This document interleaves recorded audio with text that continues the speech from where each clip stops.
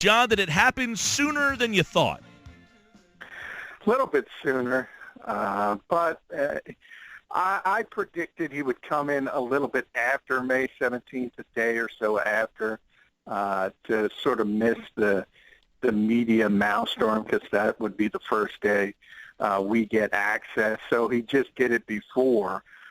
So either way, it makes a little bit of sense. You want to get your feet under you. You want to sort of get everything straight with your teammates and your coaches, and then face the music, so to speak. And he's going to have to do that, obviously, at some point. But this was it. He had two options. Come back with your tail tucked between your legs a little bit, or possibly retire in the mode that sort of Carson Palmer retired, which was not a legitimate retirement, but sort of wait until there was an injury somewhere else or some opening in another city came, and then you could come back and go that direction. But obviously there wasn't a ton of options. Yeah, there's a lot to dive into. We're going to have Andrew Brandt on in about an hour, John, and he wrote a piece over at MMQB basically calling Bradford the lamest of ducks, insinuating that he understands his frustration. He's got a no-win future with the Eagles and will take the highly unpopular view of explaining it, that being Brandt will. And he basically has kind of insinuated what I've been saying all along. Look, I understand why Bradford's angry. I understand his frustration, but he handled it completely, the wrong way. He went about it the wrong way. When you saw how this ended, did you make any summary of whether this was Bradford, more agent-driven? Did you get anything from his statement that would make you feel like, you know what, Bradford might have been led down the wrong path here, or no, he's still an idiot? I mean, did his statement give you any clues? I don't think either. I don't think he was an idiot. I think they spun it the best way possible, and it was a business decision, and you sort of frame it like that. And the NFL's a business, and we all know that cliche. The organization will call it a business when they want to, and they'll call it a game when they want to, depending on how they feel on that particular day. From Tom Condon and Sam Bradford's standpoint, they felt this was the best way to go. Once Denver made its intentions known by trading up to draft Paxton Lynch, that was kind of it. And it was just a matter of time from that point forward as to when they would sort of come back in and do what they had to do to move forward. Now, to me, it takes on a total different perspective, and that is, as I talked about a couple weeks ago, do the Eagles really want this around the so-called jewel of the organization? And it seems like they do, but I'm not sure that's the most prudent path moving forward, and we'll see how it shakes out. Furthermore, in this article, Brandt writes, I asked Condon, now that was on the Business of Sports podcast, he says, I asked Condon if he or Bradford had asked the Eagles about their draft plans when Bradford re-signed. Condon said that with $22 million guaranteed, he didn't think that was an appropriate question. And at that point right there, John, I kind of feel like Bradford's team did not ask the right questions. Well, I'm not sure they would have gotten answers anyway. I don't think Howie Roseman thought he could get up to number 2 overall. Right, but even if they ask the questions and the Eagles, then it's on Bradford that he signed the deal. At that point, I can't back you anymore. You asked the questions. They either didn't give you an answer or gave you an answer that you either wanted to hear or didn't want to hear, and you still signed. At that point, my support for Bradford goes out the window. My only support for Bradford would be if his agent asked the right questions and he was, as he indicated, lied to. Yeah, well, also understand there's a lot of contradictions throughout this coming from Tom Condon. One of them you just mentioned is the fact that he talked about the $22 million guaranteed and saying, I didn't think it was an appropriate question. Where in other instances, he's intimated that that didn't prove anything as far as being the long-term answer. So they kind of haven't had their story straight from day one, and the story is simple, and that's the fact that he was upset that they took his heir apparent. He was thinking it was going to be more of a Dak Prescott, Christian Hackenberg situation where the Eagles in their mind might think, hey, we can get this guy up to speed and he's going to be the future of the organization. But Sam felt, I can beat out those guys. He now knows, because as we've talked about in the past, Mike, number 2 overall, doesn't matter what you do. The Eagles are moving forward with that guy. They've invested too much in Carson Wentz, and there's no going back. So I think that's the only difference, is the fact that instead of Prescott or Hackenberg, it was Carson Wentz. And Sam thought in his mind it was going to go in the other direction, and when the Eagles did get up there, and all of a sudden, he just got upset. And the emotional part of it, I've always understood. I just think it shouldn't have taken this long for him to correct his mistakes and how he's handled it. Yeah, I've kind of maintained, John, even to today, this wasn't about him. He is getting blasted by fans, who say, well, the guy doesn't want to compete. He's afraid to compete. I don't think it's – first off, he's not even being asked to compete. They told him he's the starter. He has the job. There is no competition. You are the starter. I think what he was maintaining was, I'm not being given a fair opportunity to compete because you drafted my replacement. So based on nothing, no merit whatsoever, this guy's going to take my job no matter basically what I do. So do you also think that Bradford – it's not about competing? It was not about him being afraid to compete, or do you think legitimately he does not want to compete for a job? No, I think that's kind of silly, the competing aspect, because as you mentioned, the Eagles have been steadfast from day one. He's going to be the starter in 2016. And I believe him. Things can change. People have brought up the Blake Bortles instance where Jacksonville went into his rookie season with that same plan, saying Chad Henne was going to be the starter, and 4 games in, they pulled the trigger and made the move because there was so much pressure. But even though Sam's a mediocre quarterback, he's a heck of a lot better than Chad Henne. So I don't think you're going to have that level of disappointing play to where you have to pull the trigger early. It's also, isn't it also, John, an expectation thing? In Jacksonville, the expectations are low. Chad Henne, the expectations with Chad Henne are, 5 wins? So that...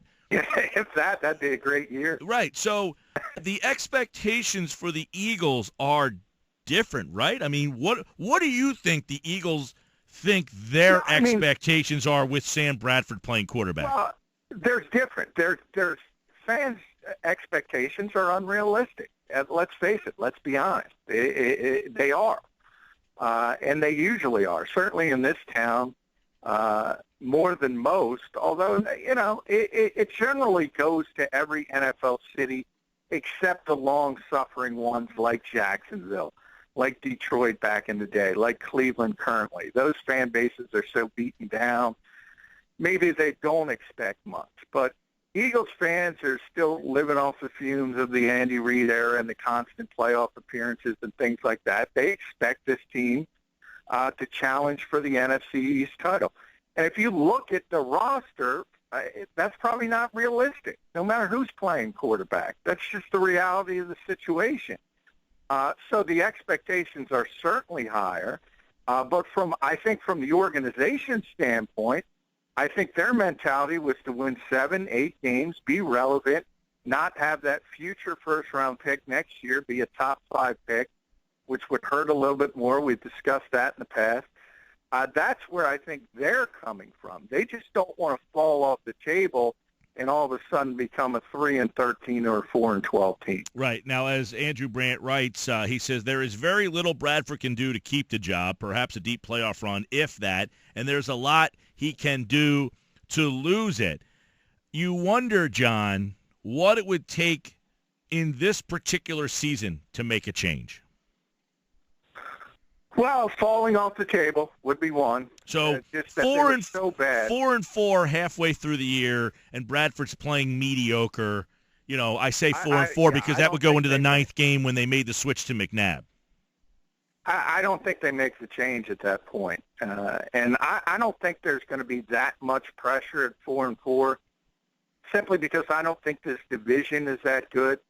So if you're 4-4 in going into Week 9, you're going to be in the NFC East race again, I believe. So you don't have to spin it as the season is over or anything of that nature. So I don't think they'd be forced to pull the trigger. Other than injury, which, of course, is always on the table with Sam Bradford, people kind of move past that because he managed to play 14 games last season, but his history is his history, and it's hard to imagine him playing an entire season of 16 games.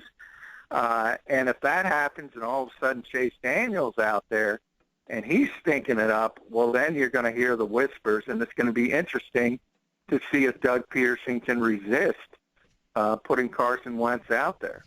How do you think the teammates will receive Sam Bradford? I have surmised that, look, this is May. By the time they go through OTAs, and he's only missed, 2 weeks of I don't even know what he's missed, 2 weeks of something. Are they even basically working out, you know, in the weight room, occasionally throwing a football on the field. Will this be forgotten come training camp? Will this be like, you remember that what Bradford did, or do you think that fans and teammates will still kind of say, man, that Bradford really handled this poorly?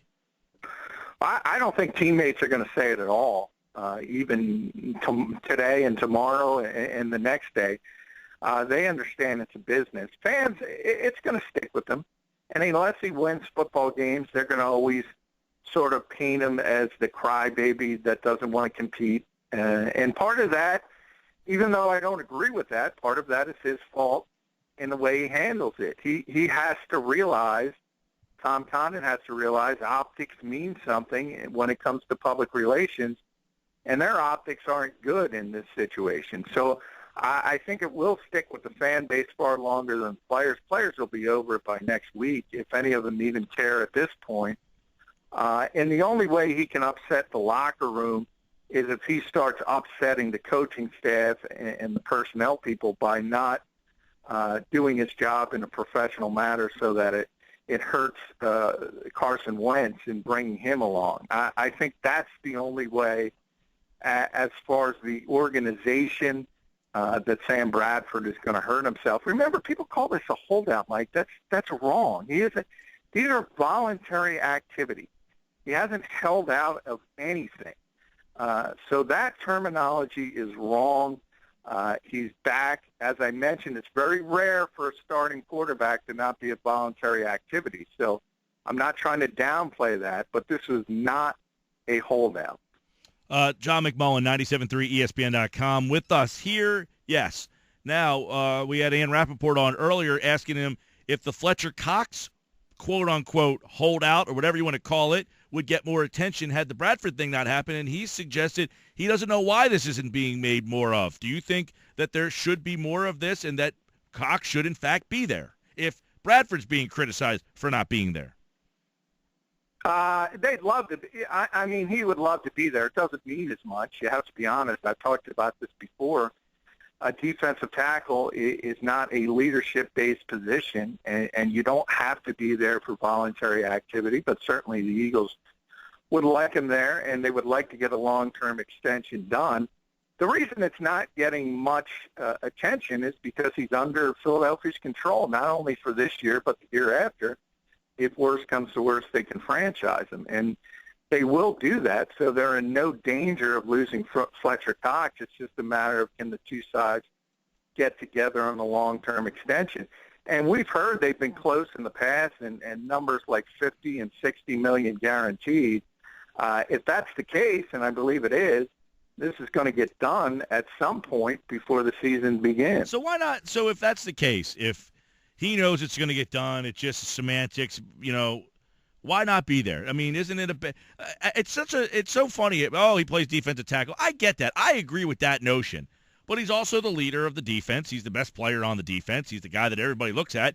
but it's all right for him not to go because, well, it's the last year of the deal. I said, I got a 1-year deal left. Do I just not show up for the work because I'm wasting my voice? They're not going to. Well, it doesn't make any sense to me that he doesn't get criticized. No, I didn't say it was okay in the organization's mind. They would prefer to have him there. There's no question about it. But that's the only leverage he has to try to work out a long-term deal. And that's sort of, if you understand how the NFL operates, that's sort of what happens in these types of situations. When you're coming toward the end of your rookie contract and it's time to negotiate an extension and you've outperformed it and you've become a all-pro level player as Fletcher has, that's really the only leverage you have to try to get something done. He's using it.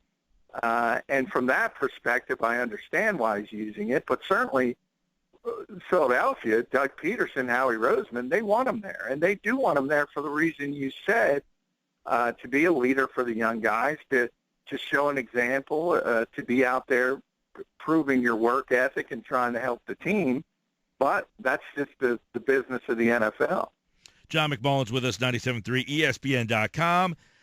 So the workouts are going on. The OTAs, the voluntary OTAs start next week, and I guess that is when Bradford will address the media. Is that the understanding that he will talk on that, the 17th? What day of the week is May 17th is the next time the veterans are going to be there for on-field OTAs. So, he'll be talking to the media that day. I can't imagine the Eagles would try to shield him from it. So that's the day he's going to have to answer questions, and it'll be tough for him. There's no question. But once you get by that particular day, I think things slow down dramatically and get back to normal.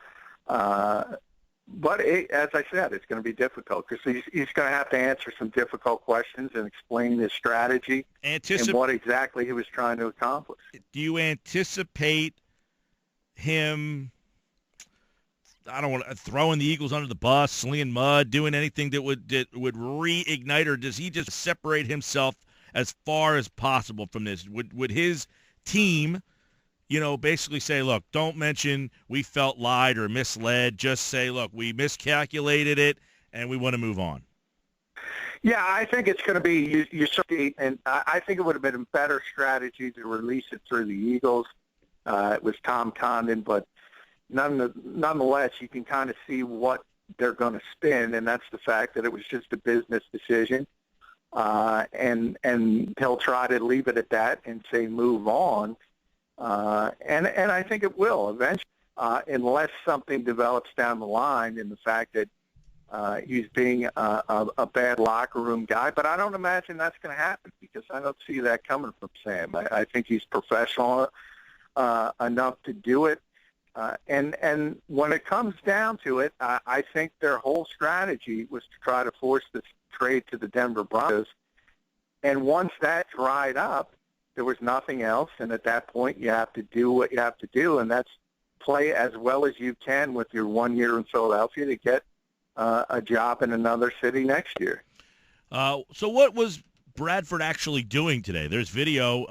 You tweeted it or you posted it up on your blog over at 97.3 ESPN.com, your column over there, John. What's he actually doing there today?